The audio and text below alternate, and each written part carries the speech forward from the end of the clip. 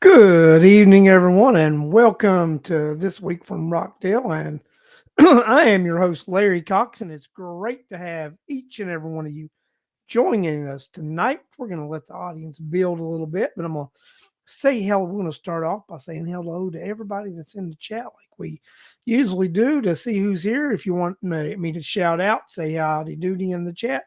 Cheryl and Ben Garcia, great to have you here tonight. Mary Boysworth, great to have you. Cheryl Moulton, great to have you. Angela Sperino, great to have you. George Kelichek, great to see you. Dan Burks, great to see you. Jill Odom, great to see you in the house tonight.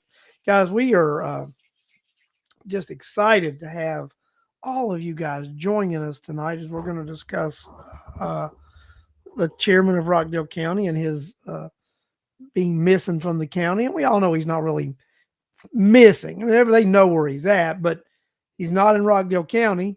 And we all hear all this stuff about we've got to have this full time chairman because we've got to have an elected official in charge, and we just can't have this bureaucrat running the county. Well, for a while now we've had a bureaucrat running the county because the chairman's not here. Let's see here. Charlotte Geller just joined, said hello in the chat.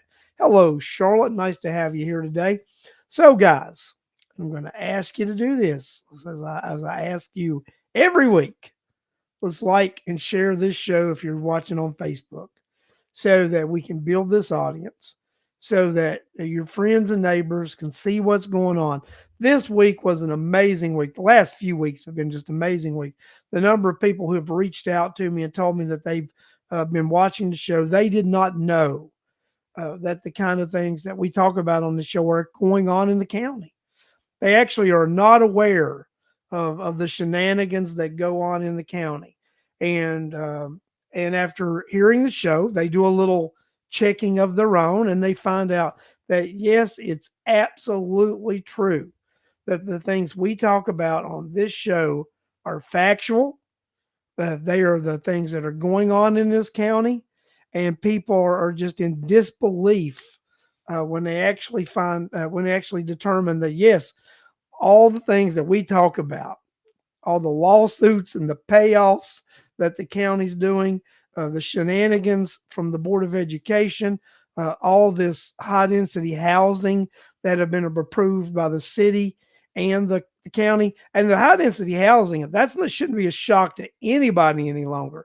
You can't drive to a corner of Rockdale County, right outside the city or in the city, and see it firsthand.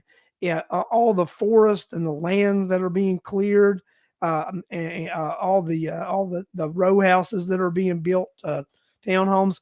You can't miss this activity that's going on in Rockdale County, and I believe a lot of people are just shocked at it because they figured a few things were going on here and there, and then D.H. Horton this week they pulled out one of their projects they were wanting to do. They said right now we're not going to we're going to withdraw, but that guys, it's just we are being bombarded in Rockdale County with this high density, and we when we look at our water and our sewer and our electric and just everything, that's going to be stressed by all this housing. I've talked to my good friend George Kelichek out of the taxpayer, and George is a member of the Water Conservation Council Committee. He's a member of that. He's a elected member to that, and they do a lot of research. George does a lot of studies. He gives me a lot of information about that. We're going to have him on the show at some point,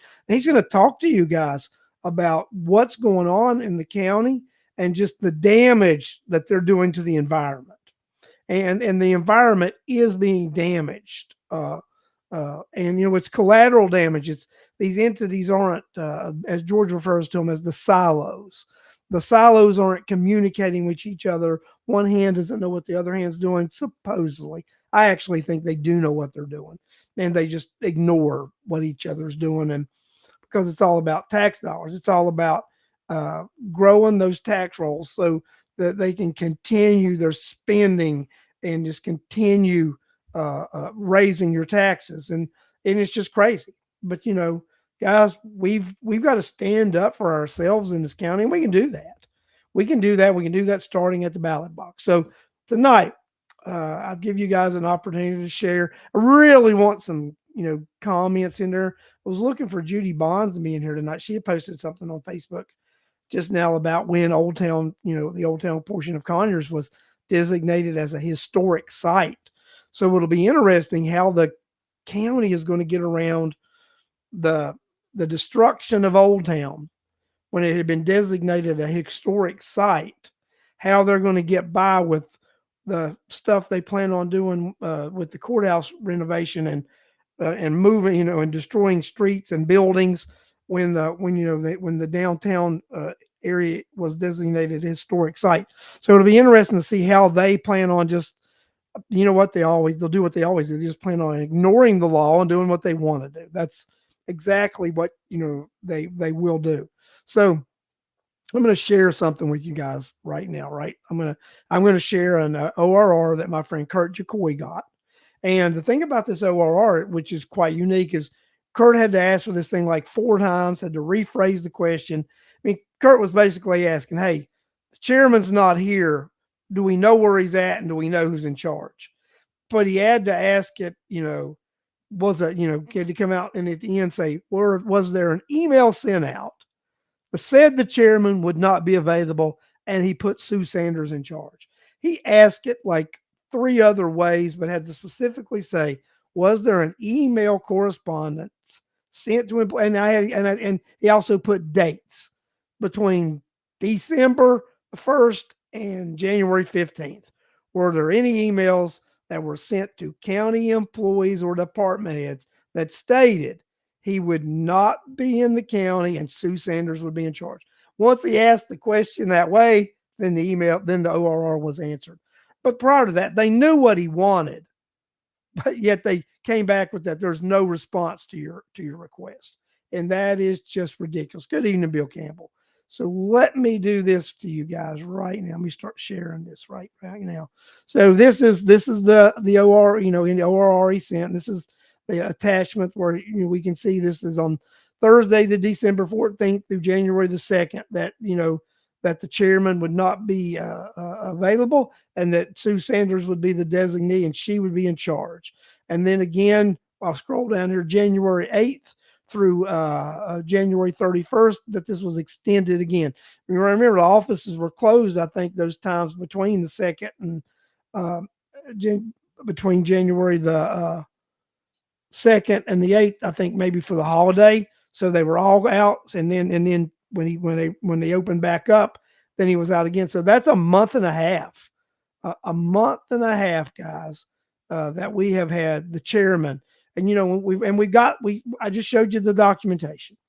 I showed you the ORR, which said the chairman of Rockdale County had relinquished his authority to a civilian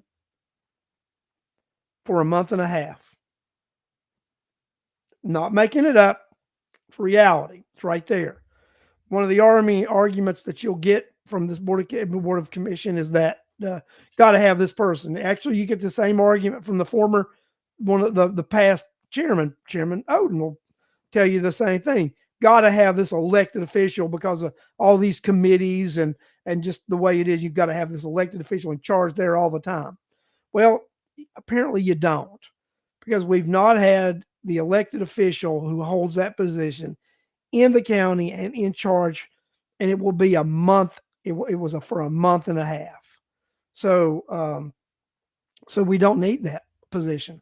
We do not need that full-time chairman position, because we've not had a full-time chairman for a month. We did not have that for a month, and from mid-December to the end of January. So we did not have that position, that person in Rockdale County calling the shots or being in charge for a month and a half. So do we really need that position at all? And the answer would be no.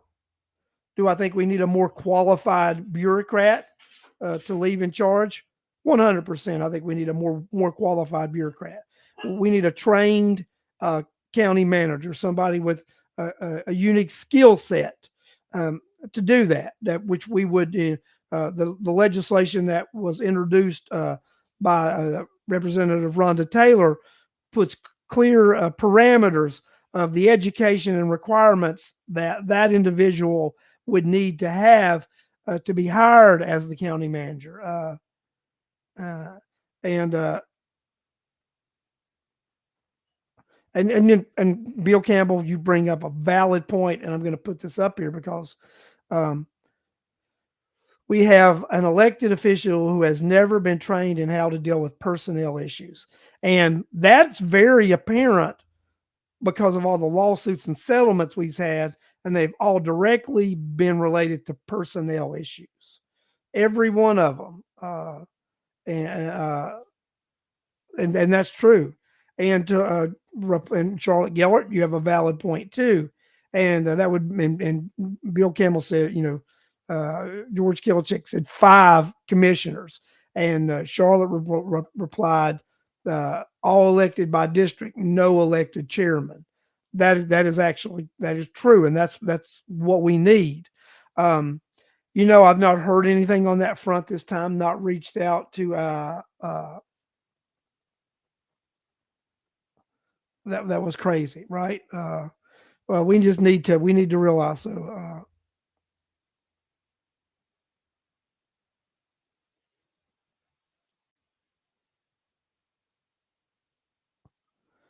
Oh, I'm going to put this up, Cheryl. Put this out here. So, um,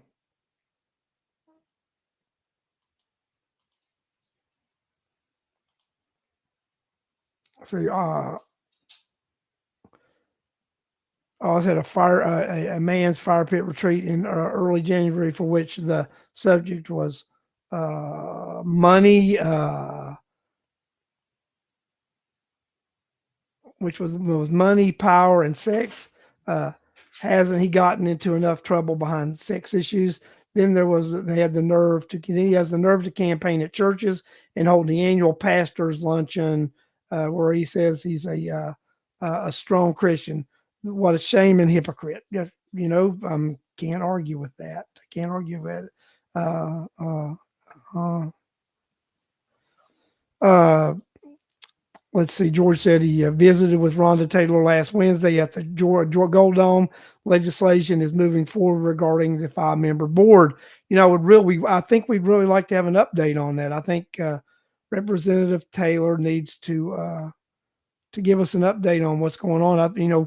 Or maybe we need to reach out to Representative Taylor and ask for an update as to where we're standing. Have we got that additional signature yet? Have one of those other legislators agreed to sign on to that yet?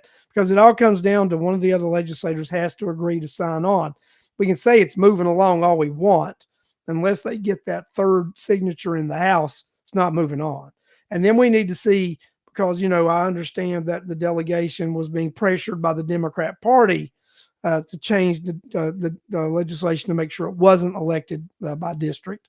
So we'll have to see what happens there, because Lord, neither party needs to pressure this county and what it wants.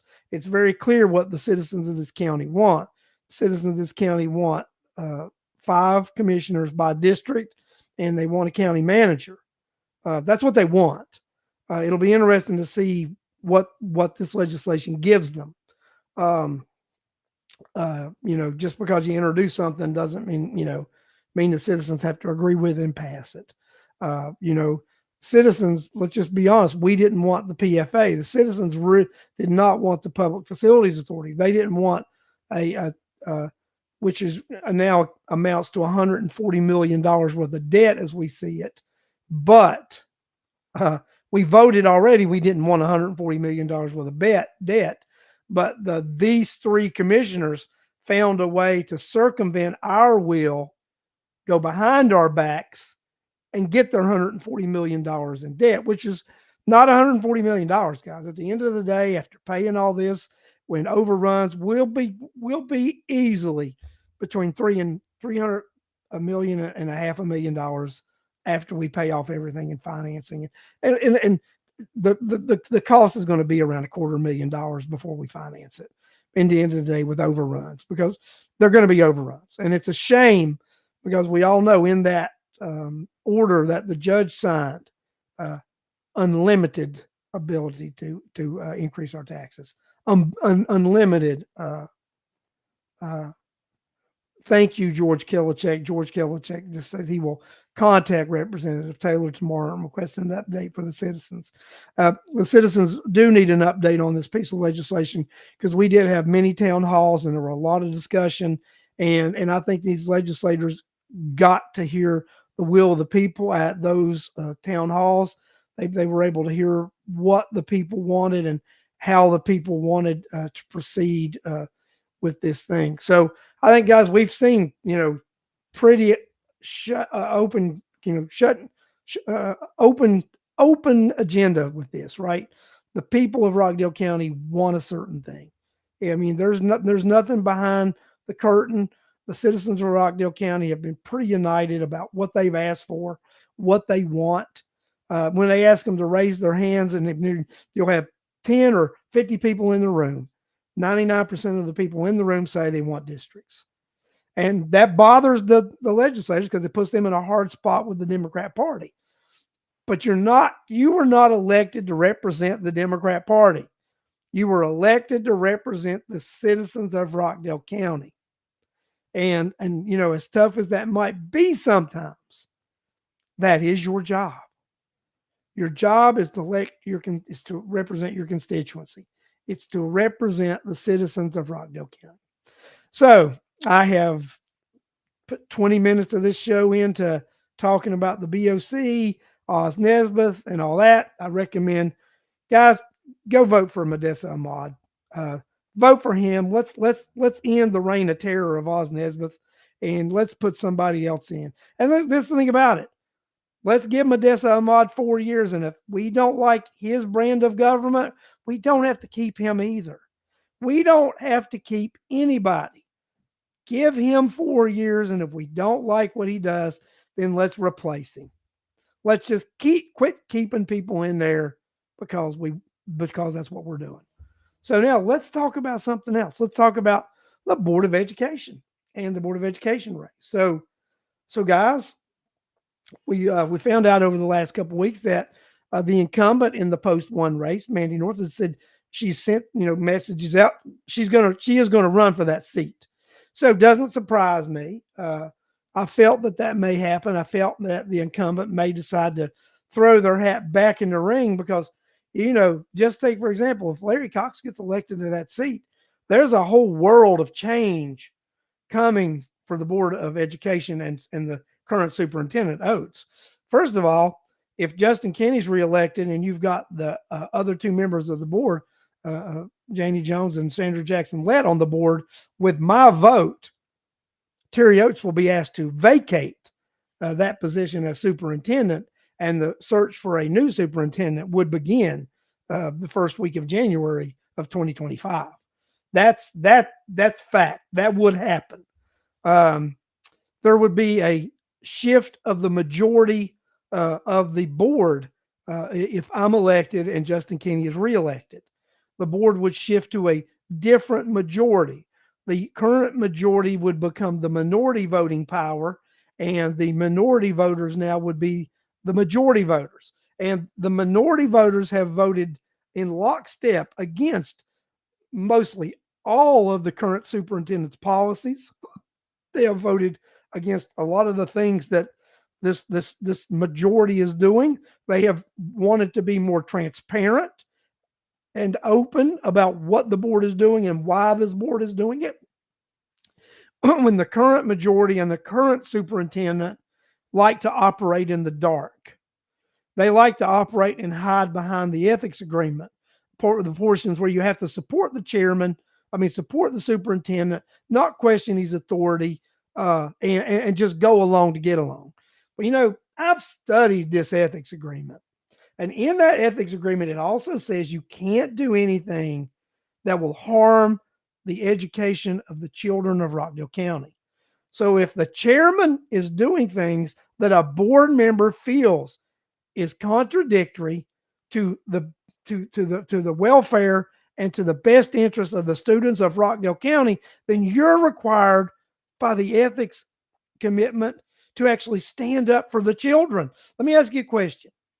Do you think it's more important? And I like some answers out here.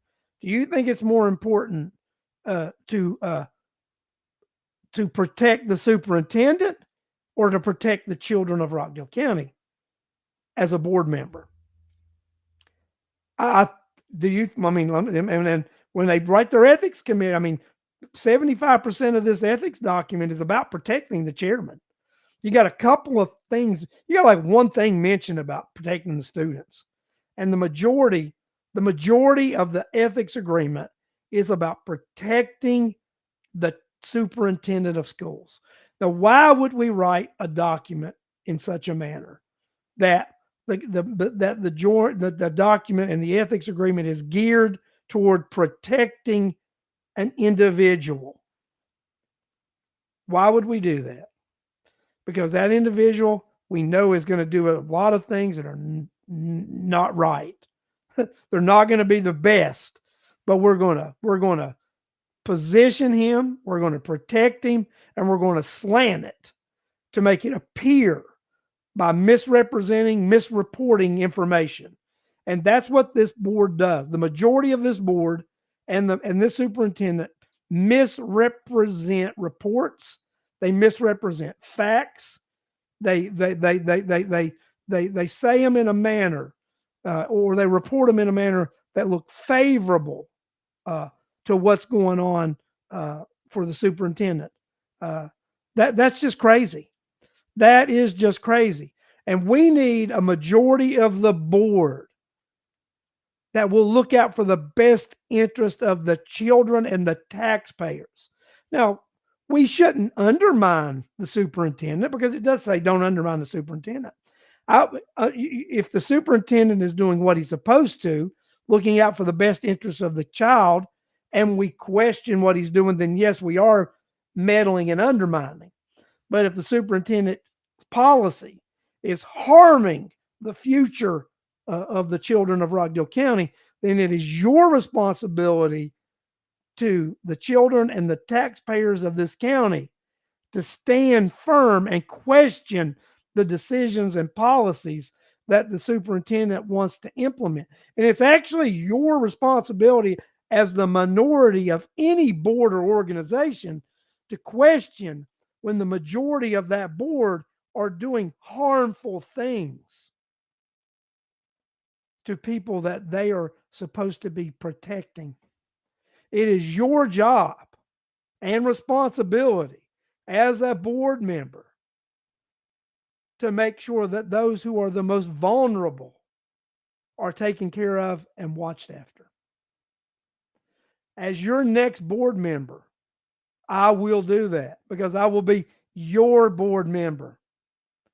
We will have our listening town halls to where I'm going to put my notes in this agreement, right? I'm going to put, I'm not going to undermine the superintendent as long as he doesn't undermine the children and the voters.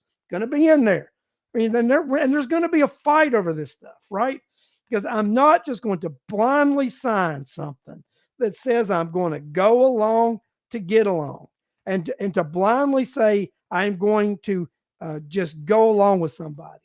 So what I'm going to suggest when I'm elected to this board and representing you is when we terminate Terry Oates and relieve him of his duties as superintendent of Rockdale County Schools, and when we hire the new superintendent, let's negotiate a fair contract that gives the superintendent, the new superintendent, it gives them a clear direction of what the board expects, and it gives the board a clear expectation of how the superintendent is going to respond to them, and they will respond to the board. Let's just not have a one-way contract, and let's have a contract that has tangible things that we can gauge how this superintendent is performing. Let's have things that actually we can look at educational progress. Not that if you can tie your shoe, not if you get to work on time, not if you don't wreck the contract. Uh, but we, yes, measurable accountability. We need to have measurable accountability on academic standards, improvement in academics, measurable improvement in academics. If we're going to offer a bonus to a superintendent, not just a bonus because you can tie your shoes, get to work on time, clock in, and ridiculous. And I'll tell you something else. This board is all proud about this exemplary board status they get, which requires them to do like each member do like 3 hours above training. I'm gonna tell you what. I'm gonna tell you right now, I will not do those 3 hours extra. I will do what's mandated. I will not do any extra training until our children are given extra. I'm not going to work to get a pretend award for the board and make it appear that the board is something excellent when our school system is below excellent. I will refuse to do that. I will follow the guidelines and get the mandated training that I have to, but I will not get anything extra until this stuff is brought in control. I will not. I am not going to do things just to have for the appearance, because that is ridiculous. We will get extra training so we've got this board of excellence, but we do not have excellence in education. That stops when I'm elected as your next board member. And I'm not going to be this individual who, they say about, you've got to act as a collective and not as an individual. I intend to follow all the regulations. But let me tell you a little thing Abraham Lincoln was asked one time. Abraham Lincoln was asked, Mr. President, you have really skirted the Constitution, in some of the things that you've done. How do you answer that? And Lincoln says, if Jefferson Davis and the Confederacy are willing to break the Constitution to destroy the Union, I am willing to bend it to save it. And that's exactly what I intend to do as your next board member. I'm going to push it to the edge. I'm going to bend it, but I'm not going to go over the line and I'm not going to break it. I will bend the regulations. I will bend the rules because you deserve that. You, the citizens of Rockdale County, deserve someone who will fight for open conversation about what's going on in the school system. You deserve somebody who will fight so that the real numbers are shown, so we know what really is going on in this school system. And we deserve a superintendent who lives in this county. If they have children, their children go to school in the school district. And in the state law, you can't make somebody, you can't make anybody. No, that's against the law to require it. But we can say if you live in Rockdale County, you make $10,000 a year. If you live in Rockdale County, the superintendent gets a take-home vehicle. If you live in Rockdale County, you're eligible for a bonus. I guarantee you put stipulations like that in a contract, they will live in Rockdale County. And that's the same thing with the assistant superintendents and those people working at central office. The majority of them do not live in Rockdale County. It's easy to pass policies and procedures that impact the people who live here and the students here when you don't have to live by the policies that you're enforcing and acting or coming up with. You need to live here to make policy here. If you don't live here, you don't need to make policy. And we can't make people, we can't have it as a requirement you have to live here. That's state law. But we can incentivize it that if you don't live here, it's really not worth your time working here. And if you do live here, it's really worth your time to work here. That's what we do. We need to be smart about this. Then I found out that 85% of this $200 million budget we have is toward payroll. In the business world, in my construction industry, if you go over 30% of payroll, it's hard to make profit. Now, in teaching and in service industry, your payroll is going to be harder. I mean, it's going to be higher. Personnel, salary is going to be higher. It's going to be a bigger portion. But 85% is a lot. It means you only have 15% of your budget to do everything else with.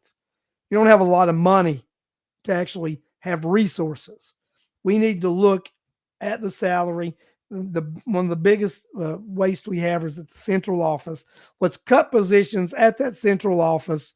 Uh, let's eliminate some of that monies, but what we can reallocate, let's reallocate toward the classroom. Then let's look and see like vehicles. We got entirely too many vehicles, too much take home stuff. Let's eliminate a lot of that vehicle because we already have a lot of vehicles we can eliminate. We have our busing program. We can't eliminate school buses.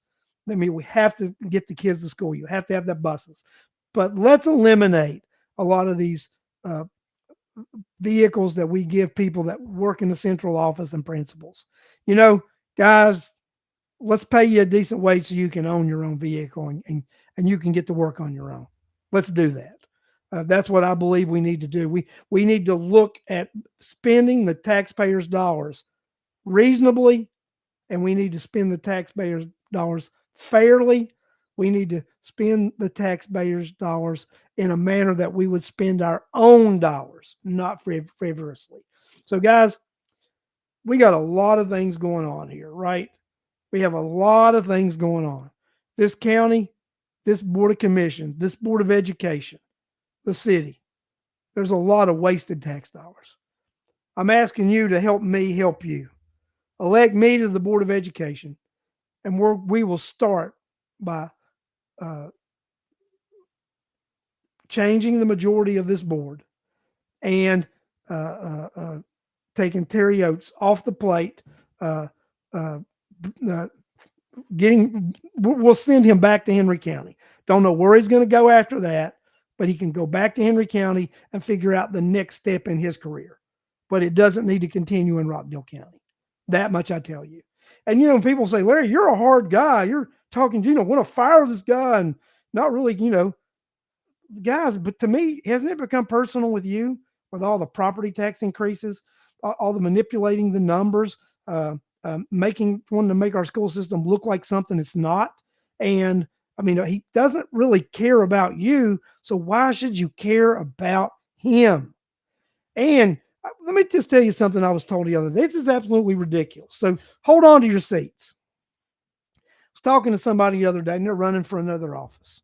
And they were saying, well, they're concerned that they don't think the only race that may end up going to a runoff is post one now, that Mandy North's back in the race. And that's just a waste of money if a Board of Education race goes to a runoff. The Board of Education controls 80% of the tax dollars that are collected in Rockdale County. Has over close to a $200 million budget. That's the county only has $100 million, at $100 million budget. The Board of Education has $200 million budget. So what would be the waste? You are talking about a board member who is collectively in charge of a $200 million budget over another group that's in charge of a $100 million budget. And then in the city, what, $30 million budget or something? Guys, come on. That's ridiculous. The Board of Education, these are the most underrated positions in America, but they spend more of your tax dollars than any other entity going besides the federal government. These local Board of Commissions control hundreds of millions of dollars in each district. Hundreds of millions of dollars. They are very vital, very important positions. That's why you've seen me be aggressive in this campaign so far. And I'm going to be even more aggressive in this campaign. This weekend, we had many citizens ask for yard signs. We visited many neighborhoods delivering yard signs, talking to people this weekend. We're going to continue that. And that's why I ask, if you want a yard sign in your yard, contact me now. Go to my website, votelarrycox.com. Go to where it says, request a yard sign, reach out, message me on Facebook, reach out any way you can. Reach out. Let's get these yard signs in these yards so that we can show the other people in Rockdale County, there is an election going on, and they need to vote for change.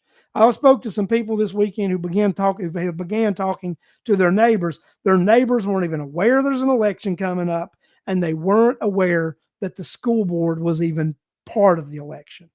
So it's not just my race, it's your race. It's just not me fighting against the system, against the superintendent. It's you fighting against the majority of this board and the superintendent. I can't do this by myself. It's going to take you. If I win with you. If I lose without you. And that's the way the cookie crumbles. Guys, I want to thank each and every one of you for joining me tonight. I look forward to next week at 8 p.m. on Sunday, coming here again live and talking to each and every one of you again. We're going to do the first part of our show about things going on in the county, and the second part of the show will be about the Larry Cox campaign for Rockdale County Board of Commission. Because I've got to get this word out. I've got to talk to people about how important it is. I'll pick a different topic each week to talk about as far as the education thing and what we need to look at and what the current majority is doing and whatever. I know it's Super Bowl Sunday, but maybe people want to take a break. I'm going to watch the Super Bowl too, but I'm also going to do a show. So, you know, I've always done more than one thing at a time. And I'm going to do more than one thing at a time next Sunday. And if you elect me to the Board of Education, I'll do more than one thing at a time then too. Guys, see you next Sunday, Super Bowl and all. Thanks, guys. And I just can't wait to see you guys next week. Have a great week. And